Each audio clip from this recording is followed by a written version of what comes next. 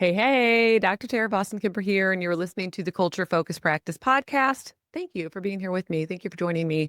Okay, let's talk numbers. I love numbers and data and scorecards and metrics. Your scorecard isn't about math. I want you to just remove that from your brain right now. Your scorecard is about meaning.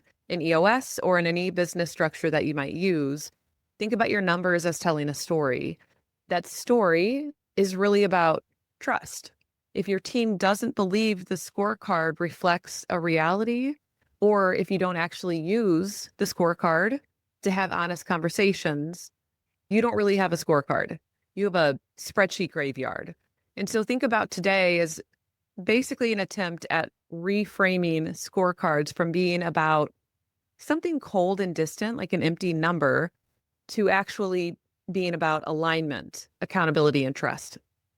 Before we go further, don't miss future deep dives on EOS or leadership or culture. Make sure you hit subscribe so you can A, always stay in the loop, B, help people who need this message to also receive it.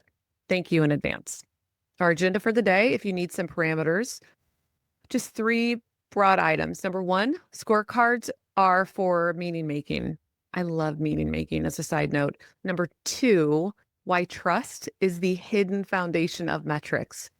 Number 3, how to build scorecards your team actually believes in. Okay, let's do this. Agenda item number 1, scorecards are for meaning making. I am absolutely an existentialist at heart. And so meaning making is very central in my world. So of course, it's only appropriate that this is going to be the first item that we cover. Just a few key points about this. First is that we have to start thinking about metrics as a shorthand for behaviors. So if we can look at a number, we have a very clear idea of a behavior that did or did not take place. We're not talking about context. We're not talking about nuance. We are talking about whether something occurred or didn't.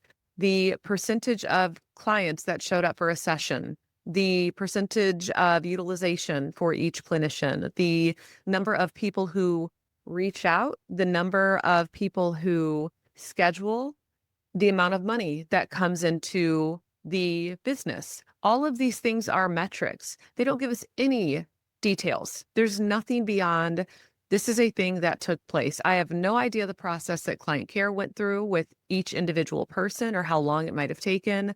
I have no idea if my biller especially struggled in a week or not. I have no idea if she called and hounded United Healthcare because they were withholding a payment or denying a claim for something that was inaccurate. We're not getting into that. The point here is that metrics are a shorthand for behavior. A second point here is that a scorecard without follow through is just noise. That's all that it is. It's nothing. It's useless. It's a waste of your time and energy. And it just adds bouncing around pinballs to your head that's already full of other things. That's it. A scorecard needs follow through. You are collecting data, therefore it should be used, not allowed to bounce around freely in your brain with nowhere for it to go. And I'm sure I'm not alone in this, but I need less noise in my life. I don't need more. The third key point here is that the number is just the marker for where we need to dive deeper. So think about the number as the cue and then the conversation as the point, or the number as the flag and the conversation as the dig. This is where we get to have an understanding for the nuance and the context, and we get to really dive into, okay, I see this number, I see this percentage, but I need to know more. Like, why this number, what's going on, what happened or what didn't happen, what went wrong, what went right. And this can go in the direction of good or bad metrics. And by good or bad, I simply mean above or below what your baseline or goal is for that metric. So numbers inherently aren't good or bad. There's no value ascribed to a number. It's just a number, just a digit or two and a percentage sign or a decimal. But when we compare that number to whatever baseline we want for that thing we're measuring, so let's say my aging over 60 days, let's say I have it set, I really want to hit less than 2%. 1.5 would be ideal, but like, let's be realistic. Shit happens. We can't control insurance companies. So we'll say 2%. Below 2% is good. And I see a jump. This is something we track on a weekly basis. I see it every single week, I see a jump to 3% one week, 5% the next, 7% the next. Obviously, that is an indicator something is wrong. And so I might reach out to my biller and start talking about, bro, like what's going on? On the flip side, if our session count is staying relatively stable and our revenue jumps, cool, we're seeing more in revenue. I'm still going to talk to my biller. I don't understand why, and I need nuance and understanding for what's going on. Why is this number so much higher when our session count has remained the same? So when I say the number is the cue, I don't mean you should just chase down numbers that you say are bad according to your baseline. I mean to say that when there is any metric that's above or below baseline in kind of a significant way and slash or for a duration of time, 3-week period, for example, then you would lean into the conversation because the conversation is, again, the point, while that number is just the cue. All of these help with meaning making. They all help tell this larger story and to really grasp what's happening and why is it happening and what needs to change, if anything. So let's segue then to agenda item number 2.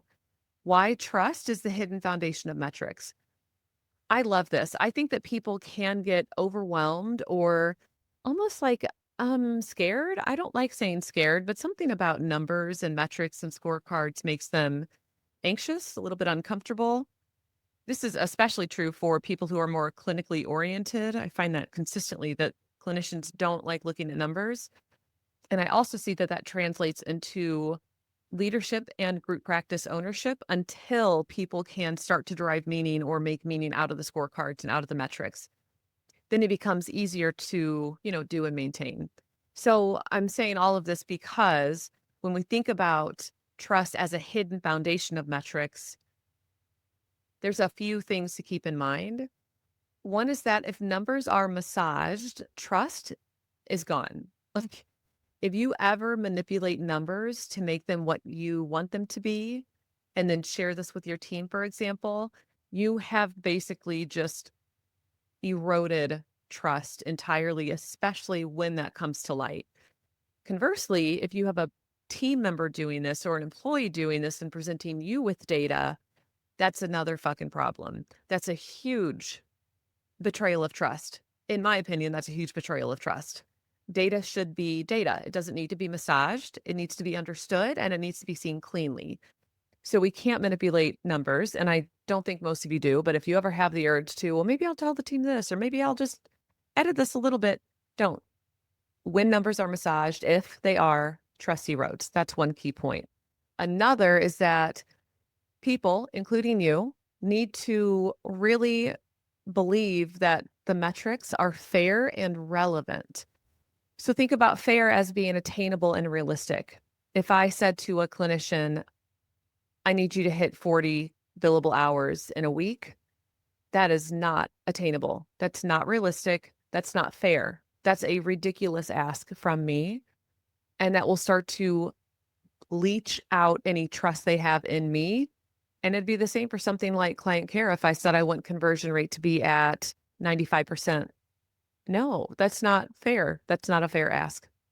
It's a little bit of a catch-22 here because if you don't have any metrics to start with, like if you're not tracking any data, you don't have any metrics, you don't have any scorecards set up, you might feel like you're starting blind, like you're basically flying blind. Maybe you are. I would say if you have a group practice at all, you can backdate the data. You don't have to just start here and move forward. You can set up a scorecard or start tracking key metrics and then just go back and start to plug in some data so that you have something.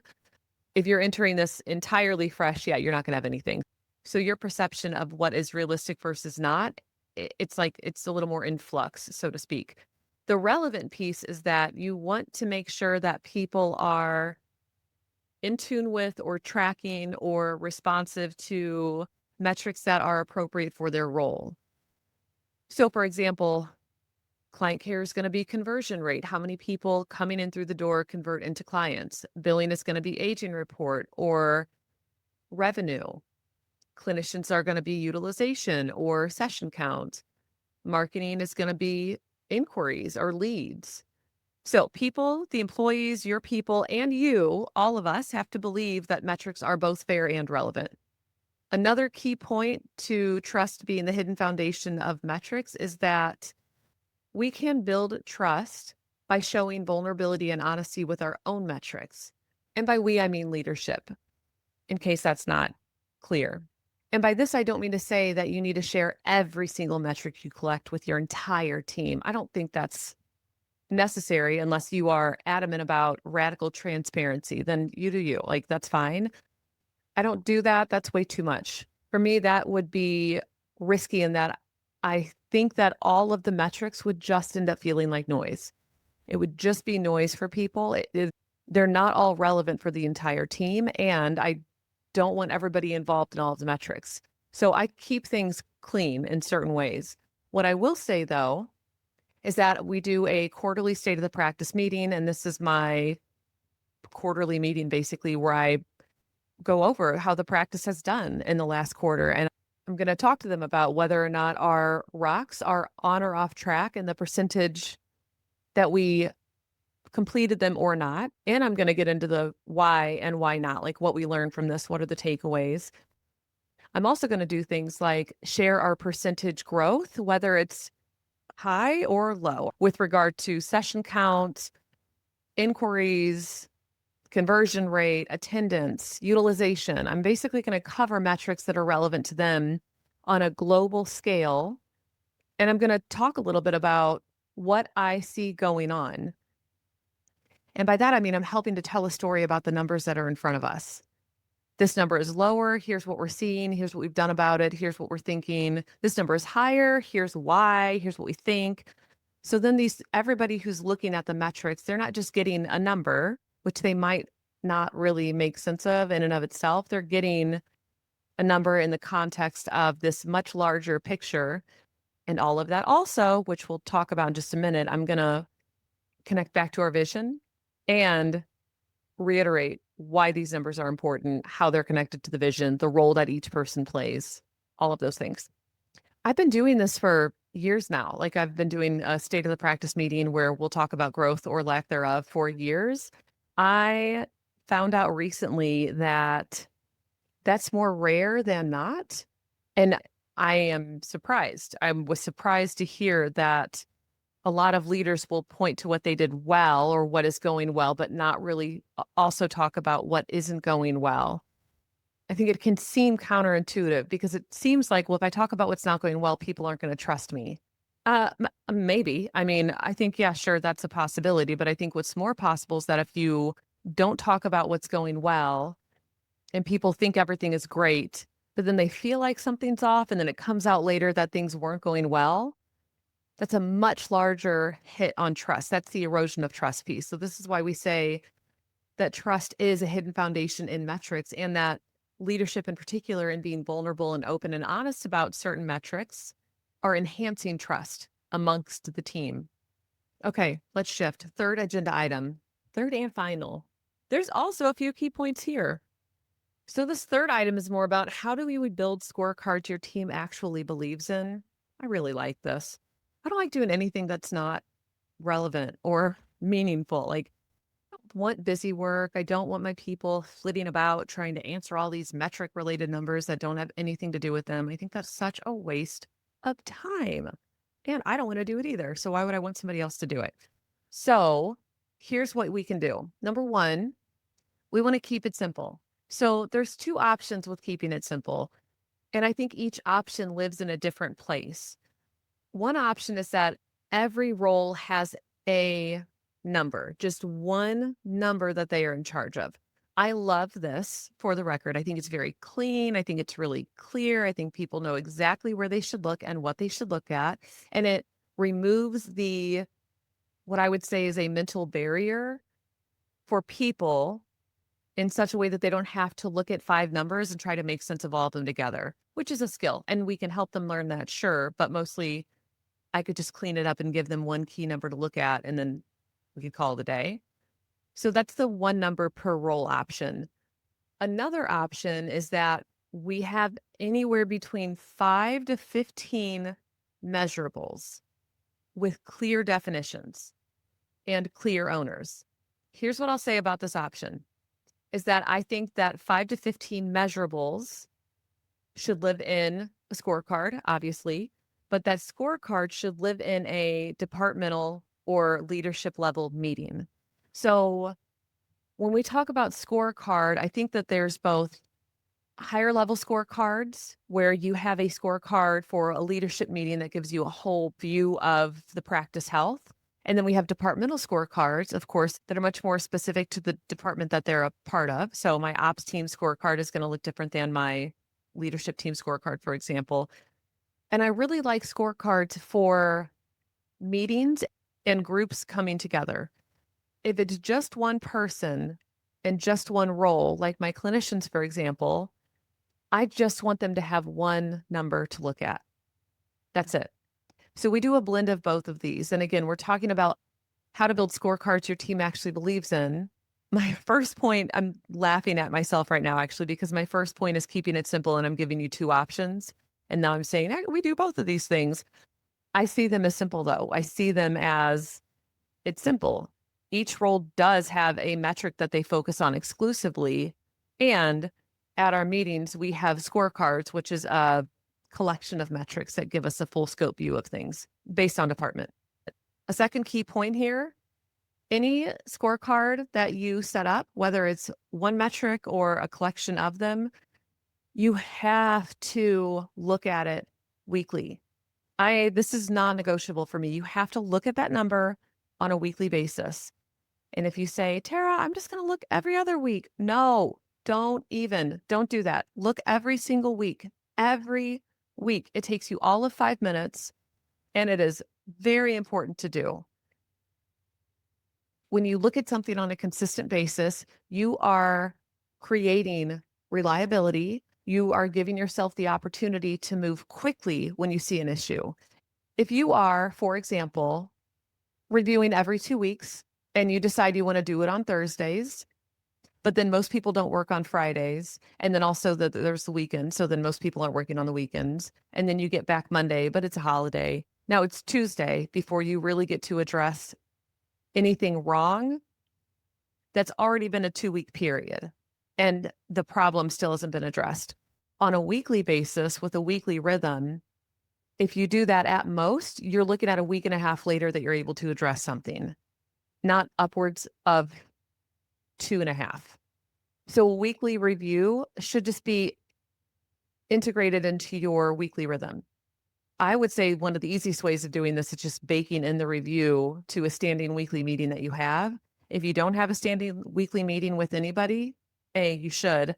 B, put 15 minutes on your calendar, recurring weekly right now, and start reviewing your metrics on a weekly basis.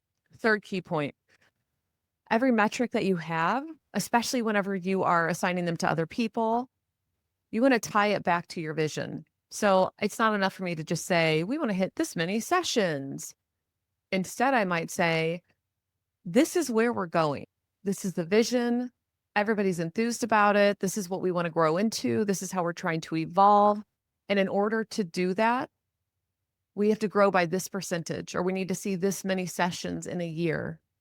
Are you with me? Do you want to help create this? Are you still wanting to be a part of this?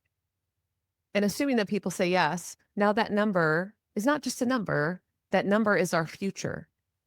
We're connecting what we're doing now to where we are going and what we're going to be doing then. It always makes me think about numbers as being enriched. Like they're kind of cold and empty on their own. They're almost lifeless, But when you can couch them in context or in vision or give them nuance or tell a story with them, like it's just meaningful. This is all about meaning making and trust. That's exactly what scorecards can do for us. Okay, so last key point, and then we can wrap this up. Numbers don't just have to be about performance. As an example, I have growth goals. My group, we have growth goals. We have a vision. We have something that we are seeking to create and build out. And within that vision, there are points that force us to quantify culture. So I am not willing to grow for the sake of growth, and I'm not willing to grow if I start eroding culture. And so that is something that I share with everybody. That is something that should be known by all. And if it's not known by all, they can easily find the information in our vision/traction organizer on our intra-office website. My point here is that I would highly, highly encourage you to quantify culture to the extent that you can. This should be captured as a metric. It is not one that you can really review weekly because, I mean, sending out weekly culture surveys would feel like, I think that would feel like a lot. But on a quarterly basis, on a every other month basis, whatever rhythm you want, you can be seeking to quantify culture and pulling that in as a key metric. So you're tying this now also in with vision and you're saying, look, here's all these numbers about performance and how we're doing on this half. Here's all these other numbers about our culture and how we're doing as a team, how we feel with each other, about the vision, about being here. Those are equally important. I said it a second ago. I'm going to say it again. I will not. I'm not willing. I would also say I refuse to grow a practice if my culture is not healthy and thriving, because whatever growth we achieve is going to fucking collapse if we don't have the culture to hold it. And on that note, my friends, let's recap. Scorecards, know them, use them, love them. They are not about perfect numbers. They're not gotcha techniques. They are ways to build a trust-oriented, high accountability, healthy culture and to help you and your team make meaning of what's really going on and to tell the story from the data. So try not to be too scared of them. Just dive in and see what comes up. Before we hop off, if you're really wanting help with putting tools into practice, especially with other leaders who are sort of walking that same path, make sure you sign up for the EOS Mastermind. It happens twice a year. It's a 6-month mastermind. So you can either get on the wait list or sign up. Go to TaraVossenkemper.com/EOS-mastermind. Or if you want something a little less mastermindy and more do at your leisure, but with high Tara availability, join the membership inside the Living Practice. Live monthly trainings with me, live Q&A with me, all the recordings in the portal, resources, community, etc. Everything is there. That's TaraVossenkemper.com/the-membership. Otherwise, I think you know, but I'm going to say it anyway. Thank you for being here with me. I super appreciate your time. I know how valuable time is, and I am hoping this helps you to invest in your practice differently and continue to grow and evolve as a leader. Okay, I'll see you next time. Thanks. Bye.